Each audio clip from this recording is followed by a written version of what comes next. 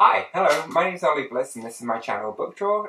For those of you who don't know, I enjoy looking at queer fiction and occasionally I make little images out of it. And over the course of the next quarter, I will be responding to 3 particular books and be looking at them in a bit more detail. But I want to have just a little wider conversation around own voices and representation. And the books which I'm going to be focusing on are books which I've personally read, and I don't want to claim anybody else's voice. So I'm just talking in the perspective in terms of what I've read and what I've seen or understood, and I would love to see other examples of where voices are either claimed or a person has written in the style of another person's voice.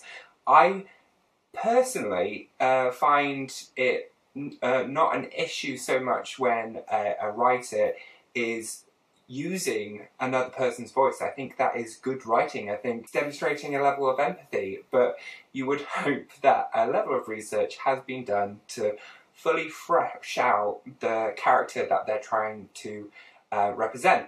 And also there are dangers in terms of presenting a view or a potential worldview of a particular type of character which leads to stereotyping, or a pitfall in terms of assuming something about a person's character. For context, recently a very popular film has come out, Love, Simon, which originally was Simon versus the Homo Sapien Agenda, which was by Becky, Albertalli. And this focuses on Simon, who is forming a relationship with another young man called Blue, who forms a relationship online, doesn't know the truth about the person's identity. This is a story of a young gay man. It is written by a woman. She did a brilliant job and the film is incredibly popular, but I would also suggest that possibly it's on a romantic level quite safe. It's boy meet boy. There's a loose conflict in terms of them not wanting to come out. However, there is nothing which is really outrageous or terrifying in terms of for adults or parents, which could endanger their children or anybody else. So the material here is progressive in terms of where we have moved forward to. But also, it's not so outlandish or deviant to a norm, a social norm, that the world can't handle it. So, why am I saying this?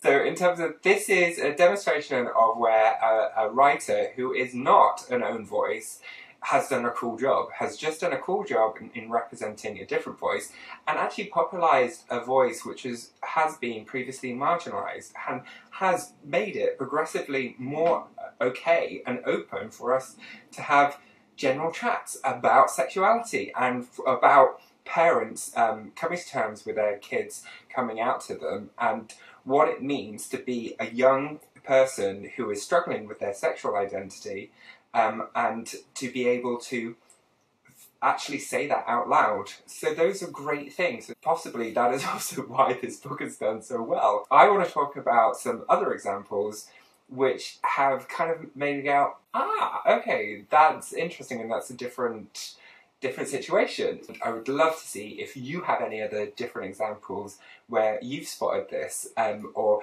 it relates to you in terms of a person who has felt like their voice has been taken on by a writer and does not represent your worldview, and where you found that problematic. I just think it would be interesting to explore. So a previous example which I just want to highlight from another video which I have done, which is a full review on Annabel, which is by Kathleen Winter. I really enjoyed this book, but after reading it I was doing a bit of research, and I did note that the intersex community found this book particularly problematic. It's very much taken from the perspectives of both the parents and how they react to Wayne, who has been raised as a boy, but has these very feminine feelings and is struggling with their gender identity.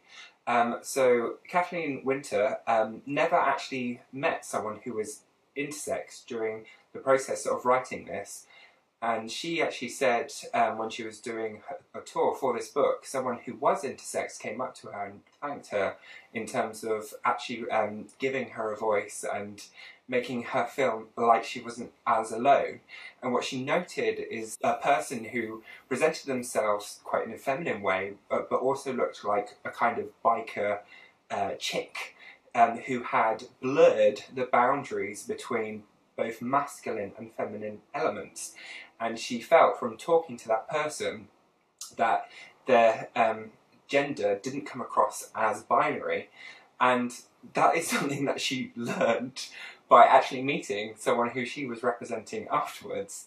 So there's an example where I was like, yeah, maybe you probably should have gone further and then just looking at photo archives and formulating an idea of what it might be like for a person to be growing up as intersex. Whereas this book has been very successful because it's an own voice called None of the Above, which is by I.W. Gregorio.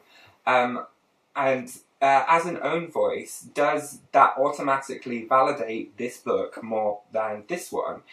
So what are the reasons behind that? However, the books which I will be focusing on over the next kind of quarter period are books which I find fascinating in terms of the writers who wrote these stories, where they came from, and the reasons why they decided to take on these particular voices and how they approached it. The first author, which I would like to discuss, is J.T. LeRoy. Now, I don't know how many people who are aware of the phenomenon that was, or is, or could be, J.T. LeRoy. But J.T. LeRoy wrote two particular books about their experiences as a lot lizard. So this was a young, queer kind of boy who would dress as a woman and work with his mother, Sarah, which is the title of this book. They would hang out as sisters and try and secure work on a lot where you would have these truckers and they would basically pay for sex. It didn't go too far into the details of the actual hookups. It was more about the lifestyle on this parking lot. And it's described on the back as a Dickensian style novel, and it really, I can see why it was described in that way.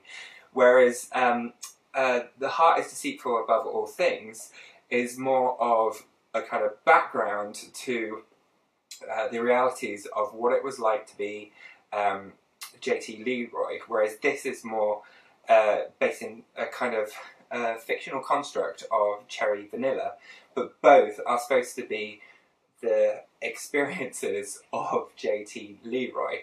However, J.T. LeRoy was a construct by the author, Laura Albert, which blew my mind. I loved Sarah as a teen, because this was just as I came out, 17, 18 years old, lapped up these two books really quickly.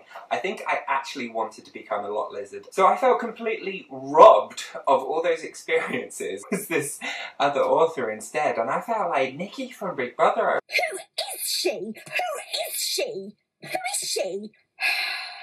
It's like, who is this woman making a claim in my cultural identity, and how dare she, take over and claim that from me? I had been sold by a fantasy, an idea of what it was like to be a lot lizard. Then I was just completely in admiration for what she had been able to do, because the entire time she had been this other person. I came to know J.T. LeRoy through Attitude magazine. There was an article which I had read, and I was really captivated by the things that were said in this article about this strange, slightly feminine boy who had these big glasses and this huge blonde hair. I had become fascinated by this person who had sent their book through their fax machine and submitted the material, which had then turned into this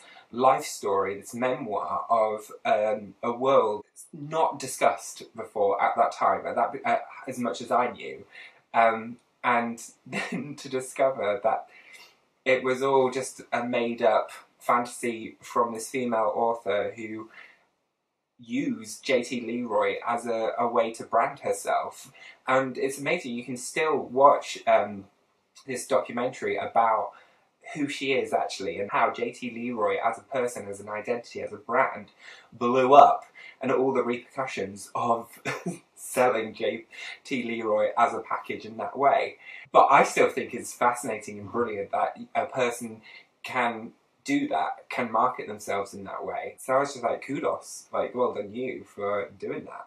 Stories themselves are brilliant, and I want to share some of my thoughts around Sarah in particular, so I will be doing that in future. And so the next one which I want to talk about is very different from the first one, and this is The Songmaster by Orson Scott Card. Now, I have mentioned Orson Scott Card in previous videos, and I have highlighted that I think some of his views have been significantly problematic, particularly to the LGBTQ plus community. He decided that he wanted to demonstrate that he could write in the voice of someone who was gay and has the ability to empathise with that type of person, and could, if he chose to and wanted to, relatable character. And so this book, he spent all his time writing away by himself to illustrate that point. Gay! Because I really enjoyed Ender's Game, the movie, so I was like, oh, I want to find out more about who this writer was. And then it was like, just reams and reams of Orson Scott Card is a massive homophobe, and I was like, what? So I decided, well, maybe I should give this dude a chance and give this story a go. Now, I really wanted to hate this book and despise it, but actually its style is really, really wonderfully written. At the heart of the story, it's really good. It's really, really, really cleverly conceived, and it actually, in my mind, reveals a very different underlying issue which he might be facing.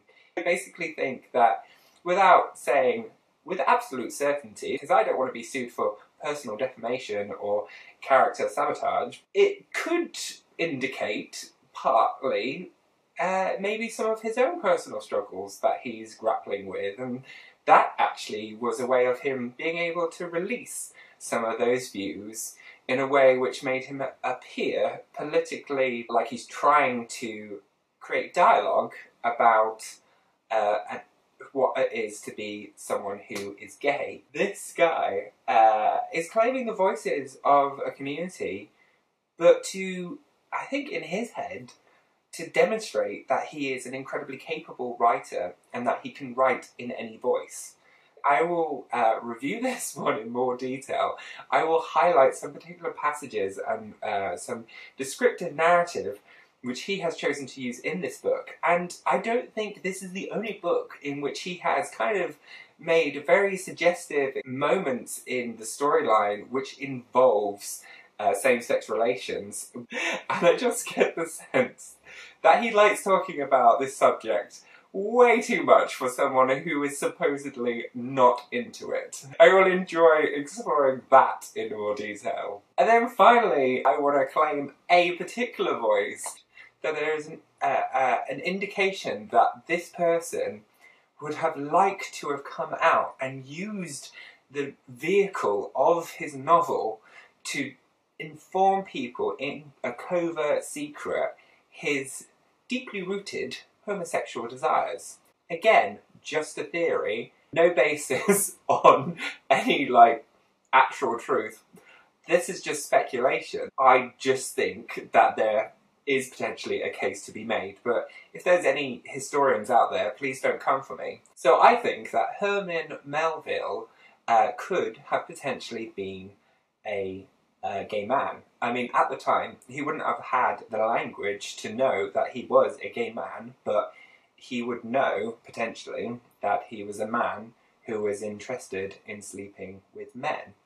In his book, Moby Dick, all the reasons why I believe that could be a strong possibility. Proportionately, the number of times that he mentions female characters to male characters is staggering. Someone who is trapped on a boat exploring the seas must be incredibly sexually frustrated over a period of time for a young, athletic man who is constantly working about a ship surrounded by other men, no access to other women. You would think he would want to have conversations or be able to let the reader know how kind of isolated he is feeling and all those pepped up feelings that he's feeling. Not a mention. Now that might be me being crass. It could be because he never actually had desires for women at that time. Whereas he does describe his relationships with other men on board the ship in considerable detail, and he clearly has affection for them. So, if you're interested in me queering a writer and claiming that voice the other way around as a theory, you'll have to come back. I hope this video has been interesting. I realise that this is probably a more confrontational or potentially hazardous video even to enter into, but I do think claiming voices is interesting, it's problematic, but also I think there should be spaces for writers as artists to be inspired by other people and be able to reflect the things that they have experienced or seen or interacted with, and I think that should be okay. But there are situations where it does become more problematic, and I do appreciate that, but I would be really interested in your thoughts. Do come back again, because over the course of the next few weeks I will be looking at those books. Okay, bye!